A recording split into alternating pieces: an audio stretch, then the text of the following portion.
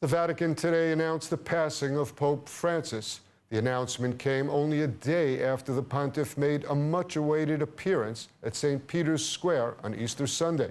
He was 88 years old. In that final message, Francis said the situation in Gaza was dramatic and deplorable, and he called on Hamas to release all Israeli hostages. He also condemned what he called the worrisome trend of anti-Semitism in the world. President Herzog offered his condolences to the Christian world and said Pope Francis dedicated his life to uplifting the poor and calling for peace in a troubled world. Tensions continue in the north, where the IDF chief of staff visited troops on the Syrian Golan, and the Israeli Air Force targeted a top Hezbollah commander working with Iran to rehabilitate the terrorists in Lebanon. More from ILTV's Devo Klein. Hezbollah continues to violate the ceasefire agreement, prompting fresh airstrikes by the Israeli Air Force. The Air Force targeted Hussein Ali Nassar, the deputy chief of Hezbollah's Unit 440, which is responsible for smuggling weapons into Lebanon. Nasser worked alongside Iran to bring funds into Lebanon to smuggle weapons via the Beirut airport. In a first since the ceasefire with Israel, the Lebanese army has confirmed that it foiled a rocket attack on Israel. The army announced that it arrested those involved and confiscated rockets and launch pads in an incident tied to rockets fired at Israel in March. According to the statement, army forces raided an apartment in the city of Sidon and arrested a number of individuals. There were earlier media reports of arrests in the same case. The army also said it foiled a new rocket attack that was being planned. The rocket fire in March triggered intense Israeli airstrikes on Hezbollah targets in Lebanon. Staying in the north, IDF Chief of Staff Eyal Zamir visited troops stationed in the Syrian Golan and said that the land seized after Assad's fall is vital for Israel. Zamir approved plans for ongoing defensive and offensive operations in the area. Zamir also said that the territory is vital for Israeli security, explaining, quote, "We entered here to protect ourselves by holding key points on the northern front lines." The IDF chief said, quote, "From this place, we see everyone on this ridge. This is a strategic point. We don't know how things will develop here, but our hold here has an extremely important security significance." Reports from Arab mediators indicate that for the first time, Hamas could be willing to make an offer to partially disarm and end its Gaza governance. Israel calls it a non-starter.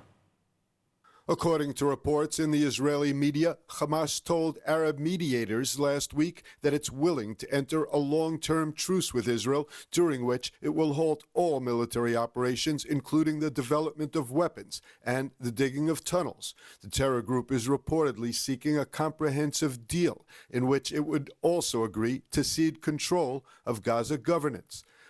The terror group is reportedly seeking a comprehensive deal in which it would also agree to cede control of Gaza governance to an independent body of Palestinian technocrats, as envisioned by an Egyptian proposal for a post-war Gaza.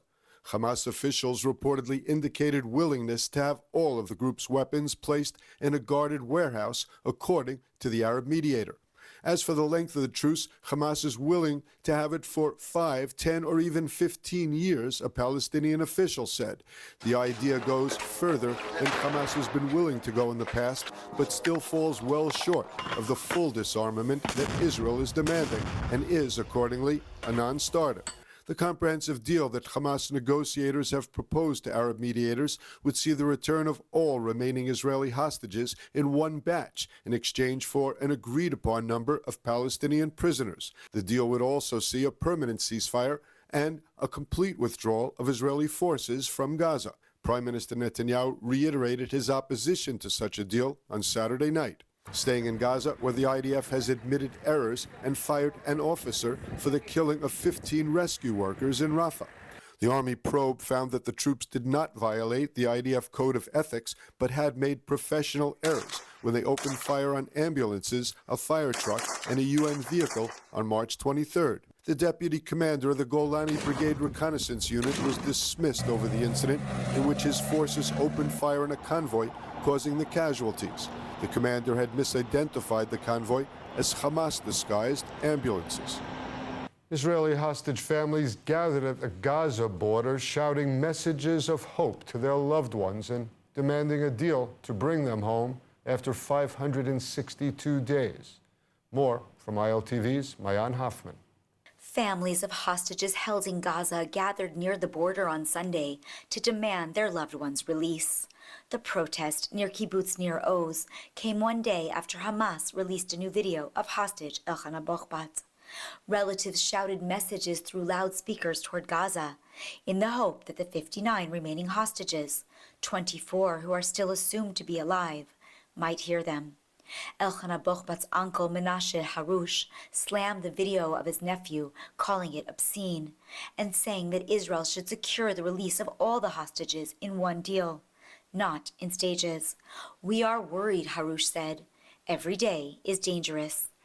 Among those calling out was Tal Kuperstein, father of hostage Bar Kuperstein, who struggles to speak due to a medical condition. Still, he called out his son's name again and again. Yehuda Cohn, the father of 20-year-old Nimrod Cohn, said Netanyahu is prolonging the war at the expense of the hostages and called on U.S. President Donald Trump to intervene. We are here to again shout to our loved ones in Gaza that we are fighting for them. But let's be honest, they won't hear us. My son won't hear me. So my purpose here is again to shout to Netanyahu to go for a hostage deal. Nimrod's mother, Vicky, also took to the microphone, urging her son not to lose hope. Lishai Lavi Miran spoke about her husband Omri and the pain of their two daughters, Roni and Alma. Omri li, kol hayom, kol yom, אנחנו מחכות לך. כל בוקר רוני ואלמה מתעוררות ושואלות מתי אבא עומרי יחזור מעזה. לי אין תשובה. Freed hostage Ilana Gratuski, whose boyfriend Matan Zangakur is still held in Gaza, cried as she shouted to him in Hebrew and in Arabic. חביבי! מה תוותר? אם תקריב תרשה! כולנו מישראל! חביבי!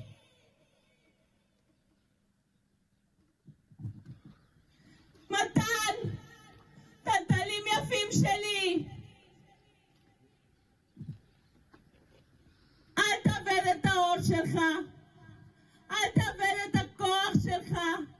אל תאבד את החיוך שלך! כי אני לא אנוח עד שאני אעמוד בהבטחה שלי ותחזור אלינו הביתה איפה שאתה אמור להיות. And Varda Ben Baruch, grandmother of captive soldier Idan Alexander, called on Israel to end the fighting and bring everyone home. סבתא ורדה כאן. אני ממש מרגישה קרובה אליך. עידנילה, אמנם אני עייפה, אבל אני לא מוותרת. סבתא לא מוותרת על הנכד. After both the United States and Iran expressed optimism after their second round of talks regarding Tehran's rapidly advancing nuclear program, the countries will be meeting for a third time in the coming days. ILTV's Shosh Bedrosian reports that Tehran is now saying experts will meet in Muscat to start designing a framework for an agreement. Iran's foreign minister involved in negotiations is now saying both countries agreed to begin drawing up a framework for a potential nuclear agreement after both sides expressed optimism from 2 rounds of talks. With the second meeting in a week on Saturday, with an official from Oman being the communication liaison in between them, 4 hours of talks led to, quote, very good progress, according to an official with the Trump administration. Foreign Minister Abbas Araghchi said on Iranian state TV, talks with U.S. Special Envoy Steve Witkoff made, quote, progress on a number of principles and goals and ultimately reached a better understanding. With reported progress made, it's unclear if the Iranian regime is feeling the pressure from President Donald Trump after he said if a deal is not made, they risk a possible American or Israeli military strike on their existing nuclear sites. Since the start of his current term, President Trump has made it clear Iran cannot have nuclear weapons, which will be achieved either through diplomacy or military action. In 2018, Trump deserted the 2015 nuclear pact, which was between Tehran and the United States and was created under the Obama administration. Steve, Iran's foreign minister said expert-level meetings will take place on Wednesday in Oman. And on Saturday, negotiators will meet again and review their work to see and assess how those principles might fit in possible framework. Steve? Thank you, Shosh. Well, joining us now via Zoom is retired IDF Colonel Mary Eisen, a fellow at the International Institute for Counterterrorism. Always great to see you, Mary. Hi, Steve. Let me start with Iran briefly. We're going to head into a third round. Apparently, this is going to be experts holding talks about the actual details of the agreement. Looks like it's heading toward political solution rather than military. Is that how it's looking at the moment? At the moment, it's looking like they're talking. And Steve, that's already in itself something, not that's surprising, but it's different from what we had before. But you just mentioned the details. And I think all of us understand the devil is in the details. Who gets to come and say what exactly is their nuclear capability? Where are all the different sites? How is it going to be taken apart? Who supervises? Who takes it apart? The only example we have similar sort of to this is when Libya agreed to take apart what there was their budding nuclear capabilities. So it's really that devil in the details. That's just the beginning of negotiations. And the Iranians have built over these last, not just the last years since President Trump left the agreement in 2018, but even before that, when we were in the agreement, it wasn't clear what was supervised and what was not. So there's a lot of work to do when it comes to the details. Mary, I have a hard time reporting certain kind of stories. There was one like that today. Finance Minister Smotrich commented that returning the hostages is not the most important thing. Is it not? I know for the 59 families and opinion polls show a vast swath of public think it is the most important thing. How do we jive those kind of comments with the public's views? I think that there's a gap. It's not a growing gap. I think it's been there for quite a long time between some of the people inside the government, and I am going to say some of them. It isn't all of them. At least in this case, one of the ministers in the government called out Minister Smotrich. A gap is something that we can be aware of. Steve, you and I have been through this, and here we are, a year and a half, almost a year and 7 months into this specific war, into the over 565 days that these hostages have been held by the Hamas in the Gaza Strip. And I want to say, I think that getting all of the hostages back is the most important thing. I also think that trying as much as possible to destroy as much as Hamas as we can, because nobody else is going to do it, and all of us want to avoid another October 7th, is important. Personally, to me, it's more important to get the hostages back. I think that's more important for the state of Israel. But I can understand, even if I don't agree, an opinion, and it's an opinion, that says that it's not the most important thing. I completely disagree with that. But as I said, I know that at the end it is very important to destroy Hamas capabilities. Mary, I want to ask you about a story that I wrote today, and I didn't believe it even as I was writing it. It was a report about Hamas reportedly willing to give up governance and hand over their weapons to be stored away in closets for a rainy day. A spin, or is Hamas really contemplating a change that potentially, at least, could bring an end of the war and, in effect, Hamas surrender? So when you wrote that, one of the things that we have to look at is who is saying that.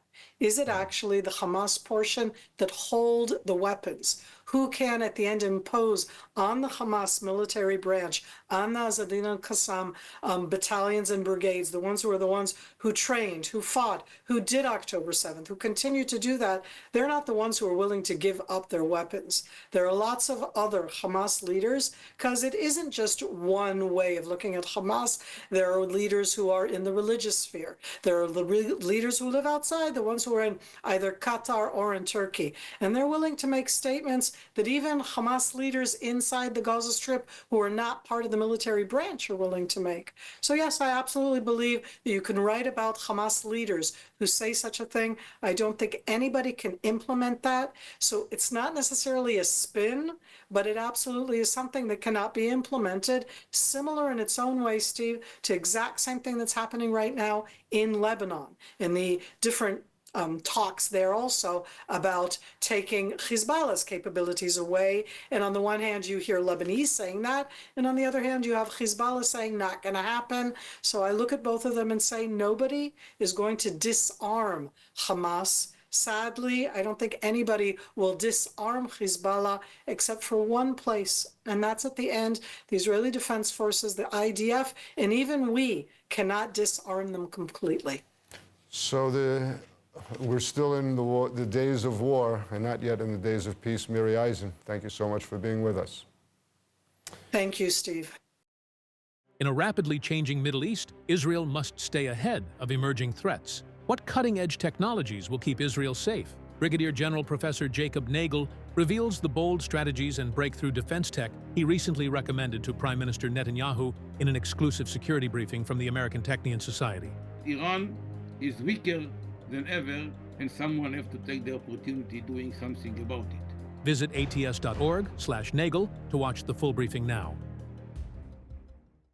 And as Christians around the world celebrated Easter, the Christian community in Jerusalem gathered in the Church of the Holy Sepulchre for Mass, only hours before the passing of Pope Francis.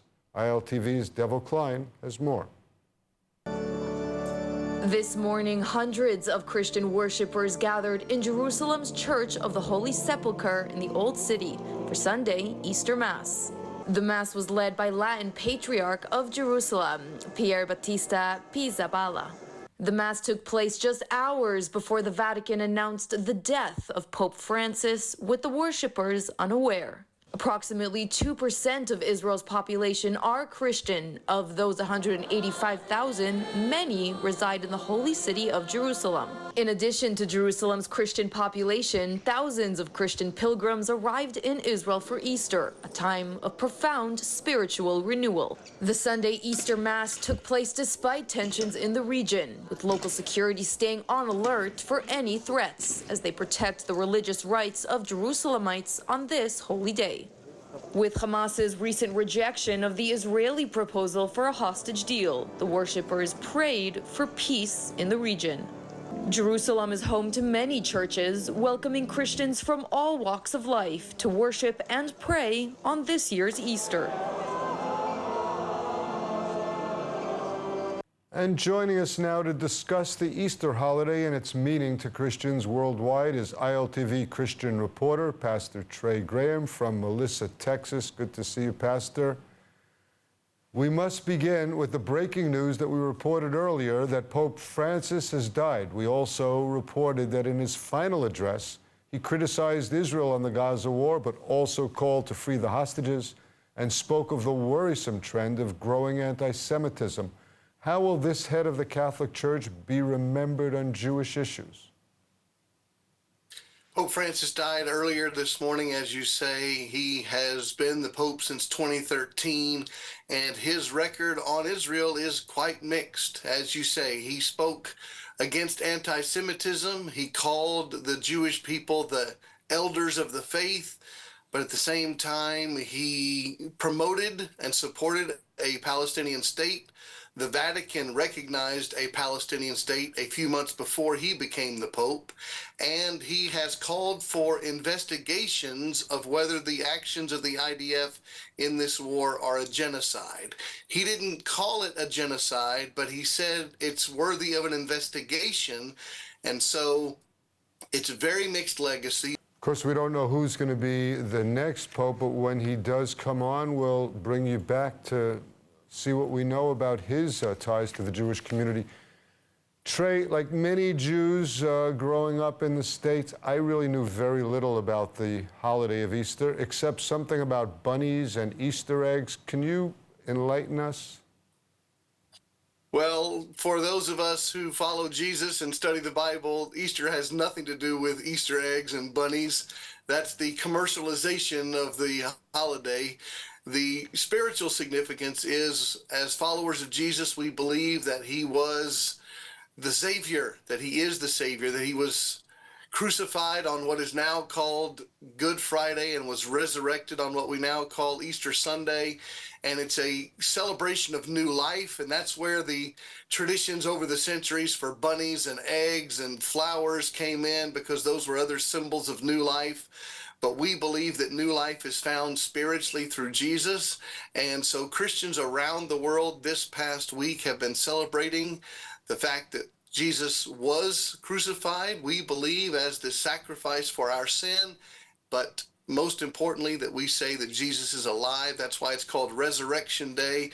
And really, every Sunday becomes a celebration of the resurrection. That's why over the centuries, the Christian day of worship moved away from Saturday, from Shabbat, even though Christianity, we all know, has Hebrew roots. It moved to a Sunday day of worship because every day, every week on a Sunday is a celebration of the resurrection. Trey, I know that yesterday you gave several sermons about the Easter holiday. Could you just give us what is the basic message to the Jewish people or about the Jewish people that was in your message? Well, we believe that Jesus is Jewish, was Jewish, lived on this earth as a Jew. And so Jesus didn't celebrate Easter, he celebrated Passover. And he was in the city of Jerusalem at the time of his arrest, and then his trials, and then his crucifixion and burial and resurrection. He lived in the Galilee. He was not a resident of Jerusalem, but he was there for the holiday like so many thousands of others were there.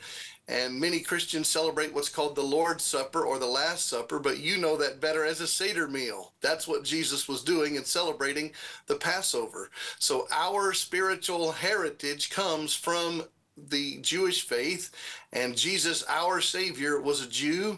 And those of us who believe in this Jewish heritage understand exactly where our faith comes from. Pastor Trey Graham, as always, a pleasure seeing you. Great to see you, Steve. Israel has announced the first 5 torchbearers for this year's Independence Day ceremony, and one of them is well known to millions around the world. American Jewish commentator Ben Shapiro, an Orthodox Jew and founder of the Daily Wire. He's been a powerful voice for Israel throughout the war, using his global platform to advocate for the Jewish state and counter misinformation. His selection was approved by Transport Minister Mary Eisen, who was overseeing the ceremony. Officials say he was chosen for his unwavering support for Zionism and his influence on the international stage. Also selected were freed hostage Emily Damari, Olympic medalist and bereaved father Oren Smadja, and 2 IDF officers, Lieutenant Colonel Fayez Fares and Lieutenant Colonel Hagit Alon El-Harar.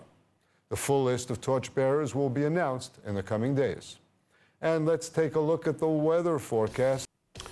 Sunny skies are expected around most of the country tonight, with temperatures reaching lows of around 19 degrees Celsius or 66 degrees Fahrenheit.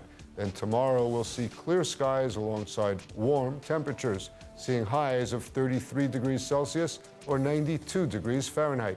That's a wrap for today's news. For the latest updates from Israel on all of your devices, be sure to follow our ILTV channels, subscribe to our newsletter, and explore our website, iltv.tv. Stay informed with the latest news straight from the heart of Israel. With love of Israel, I'm Steve Leibowitz.